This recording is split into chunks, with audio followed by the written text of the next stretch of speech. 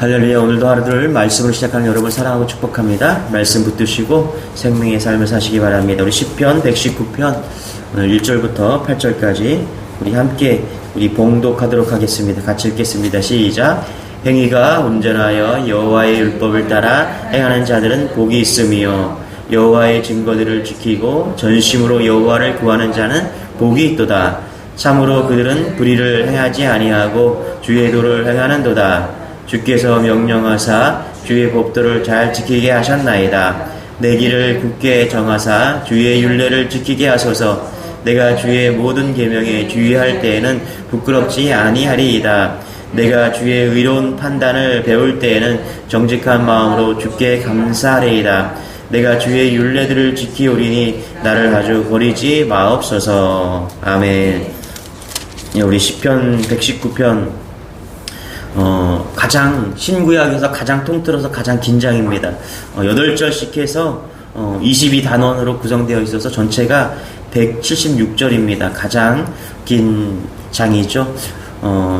우리에게는 그냥 긴 성경이다 뭐 이렇게 생각할지 모르겠지만 여러분 이스라엘 백성들에게는 아주 특별한 그런 장입니다. 그냥 176절이 아니라 이 히브리어로 알파벳 순서대로 쭉 따라서 이렇게 시를 썼습니다. 그러니까 우리는 A, B, C, D 뭐 이렇게 가나다라 이렇게 나가는데 히브리어로 알렙, 베트, 김멜, 달렙 이런 식으로 쭉 해서 시를 썼습니다. 그러니까 오늘 1절에서 8절까지는 알렙, A에 해당하는 그런 말씀입니다. 그래서 순서대로 쭉 쳤으니까 특별한 의미를 담고 있다 이렇게 볼 수 있다는 것입니다. 1절에서 이렇게 얘기하죠. 같이 한번 읽어볼게요. 시작. 행위가 온전하여 여호와의 율법을 따라 행하는 자들은 복이 있으며. 자, 긴 시편이지만요 176편의 시편이지만 메시지는 대단히 간단합니다. 여기 보니까 1절에 보니까 여호와의 율법을 따라서 행하는 자는 복이 있다 이렇게 얘기하는데요. 우리가 율법을 하나님의 말씀으로 바꿔 말할 수 있다는 것이죠. 그래서 하나님의 말씀대로 살아가는 자는 복이 있다 이 말씀을 하고 있다는 것입니다. 여러분 율법 그러면 우리가 법을 이야기하는 것 같지만 실제적으로 율법은 말씀입니다. 또 율법은 좋은 거예요. 하나님께서 이스라엘 백성들을 구별하고 이끌어내기 위해서 법을 주셨습니다. 하나님의 나라를 세워가기 위해서 첫 번째로 뭐죠? 백성이죠. 창세기에서는 하나님의 백성을 부르는 말씀이에요. 그리고 또 가나안 땅으로 가죠. 그러면 가나안 땅이라는 그 땅을 주기 위해서 백성과 땅과 그리고 그 가는 중에 시내산에서 뭘 줍니까? 법을 주죠. 그래서 백성과 땅과 그 다음에 법을 주세요. 그래서 그게 하나님의 나라를 만들어가는 과정을 이제 구약에서 나타내는 것이죠. 그래서 그 가정 중에서 법을 준다, 율법이다. 이게 이 이스라엘 백성을 의미하는 그런 법이라는 것입니다. 그래서 율법이 나쁜 것이 아니라 좋은 것이다 이렇게 보면 된다는 것입니다. 우리가 시편 119편을 다 읽어보면 시편 기자는요 배교자들에 의해서 둘러싸여서 조롱당하고 박해를 받으며 죽음을 기다리고 있는 그런 처지임을 우리가 알 수 있습니다. 그런 형편에서 하나님은 어떻게 해요? 하나님의 율법을, 그러니까 하나님의 말씀을 성실하게 지키라 이렇게 명령하고 있다는 것입니다.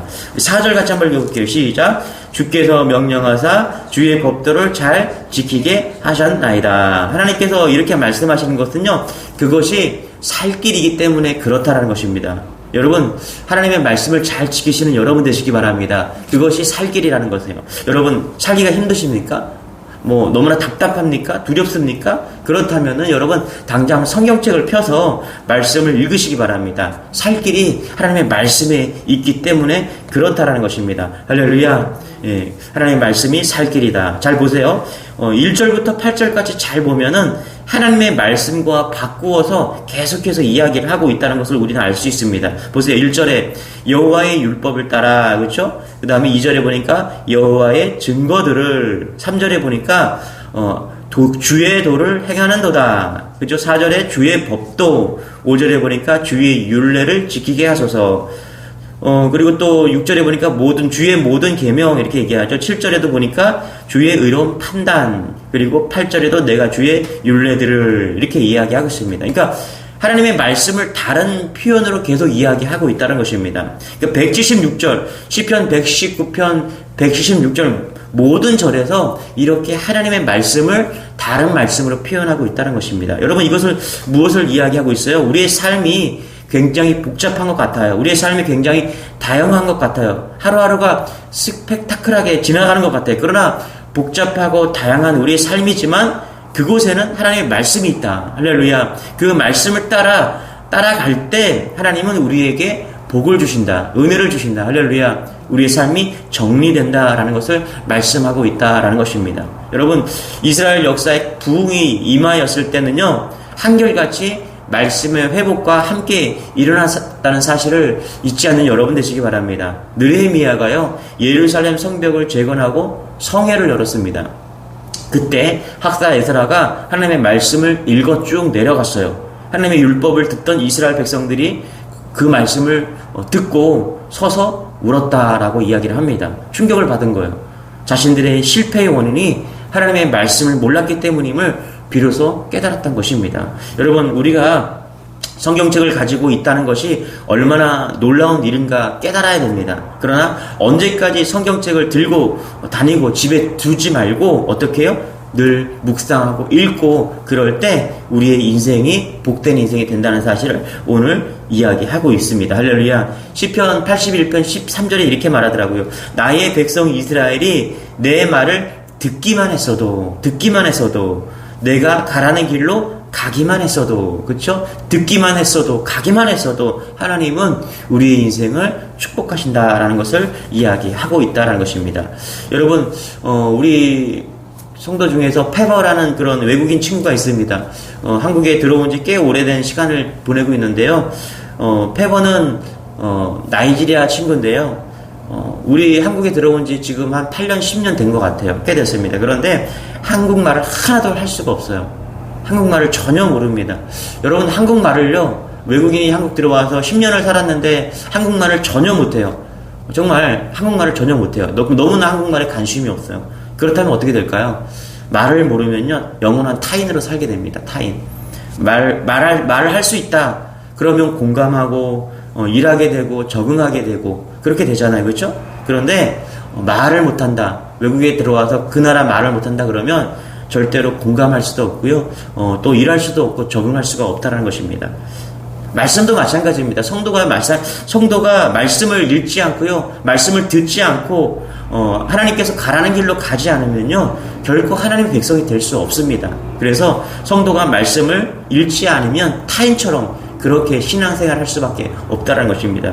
여러분, 하나님의 말씀이 우리를 인도하십니다. 할렐루야. 하나님의 말씀이 가라는 곳으로 가야 되고요. 하나님의 말씀이 행하는 대로 행해야 되는 때 우리가 복 있는 인생을 살 수 있다. 그게 119편의 말씀입니다.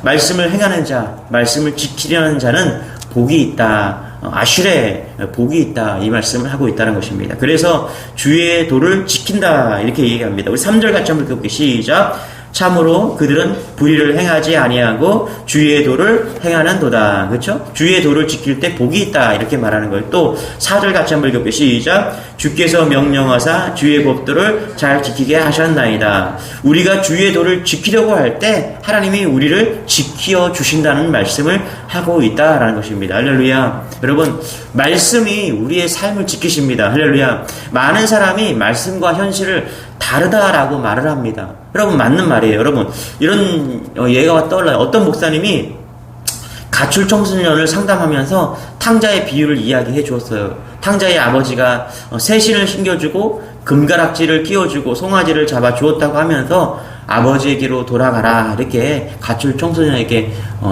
설득을 했습니다. 몇 주 후에 그 소년을 만났어요. 예, 아버지에게 돌아갔구나. 그랬더니 예, 돌아갔습니다. 그래, 아버지가 신발을 사주시든 아니요, 발바닥에 터지도록 맞았습니다.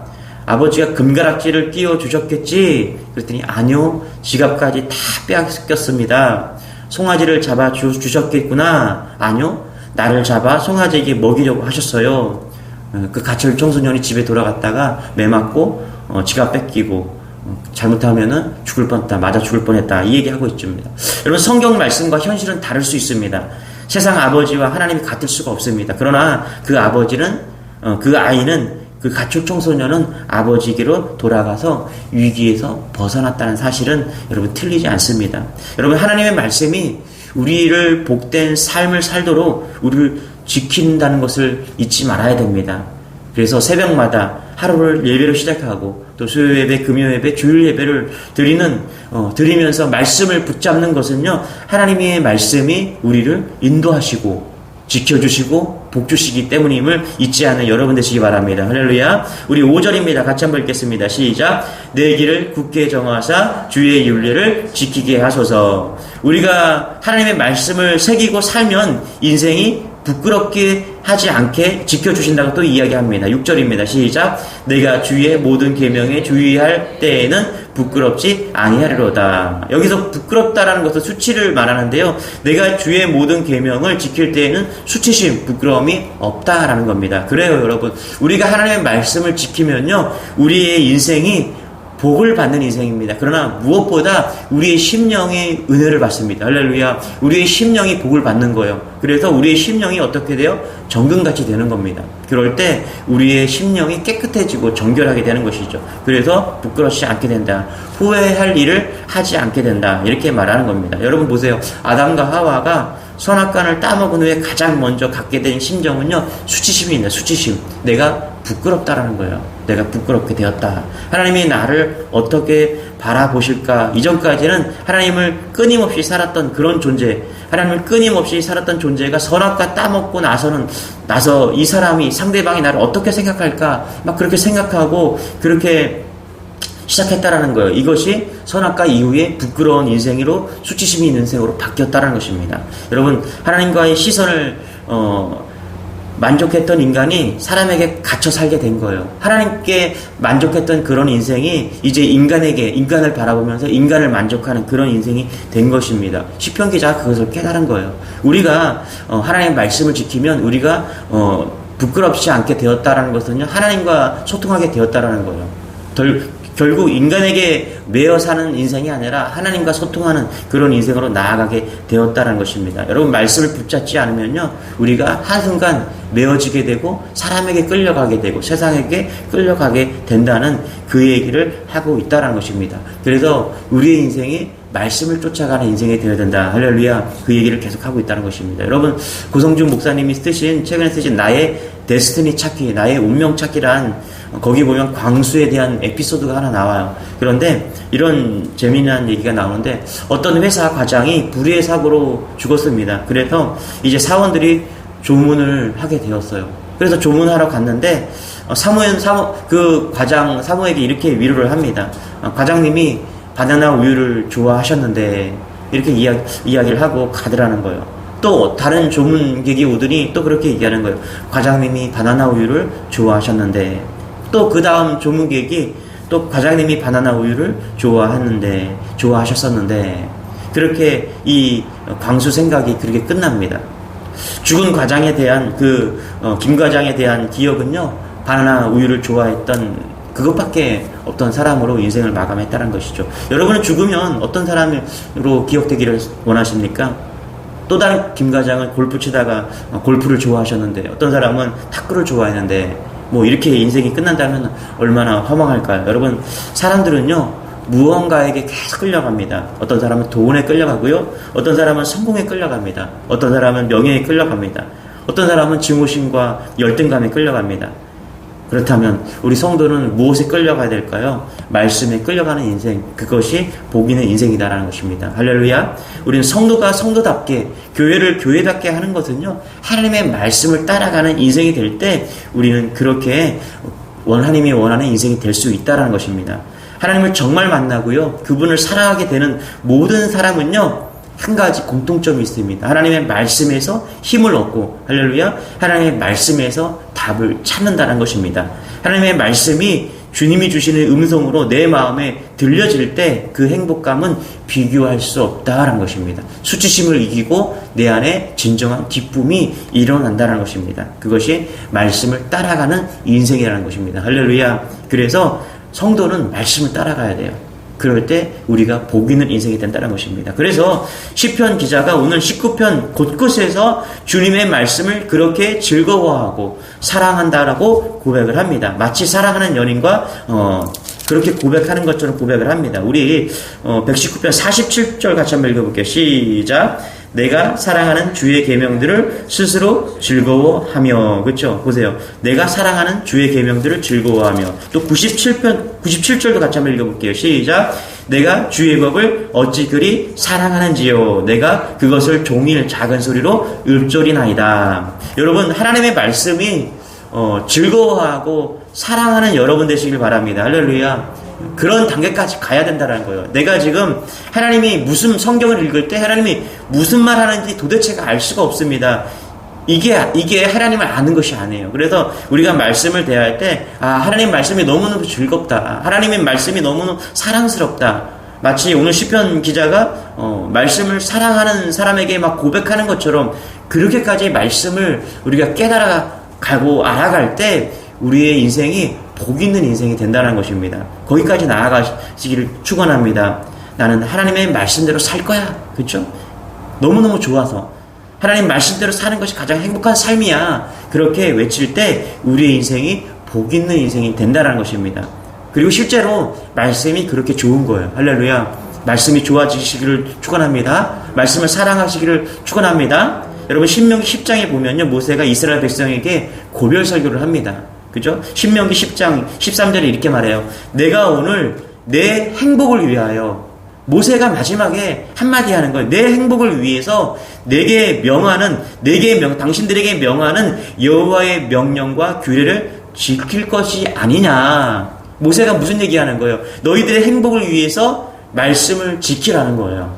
할렐루야. 이게 모세의 마지막 고별 설교입니다. 또 신명기 11장 26절에 보면 뭐라 그랬냐면은 오늘 복과 저주를 너희 앞에 두었다 이렇게 얘기합니다. 그러니까 말씀을 지킬 때 이 말씀이 너희 앞에 있는데 그 말씀을 지키면 복을 받는다라는 거예요. 그러나 말씀을 지키지 않으면 생명이 끊어진다는 겁니다. 여러분, 말씀은 우리의 생명입니다. 할렐루야.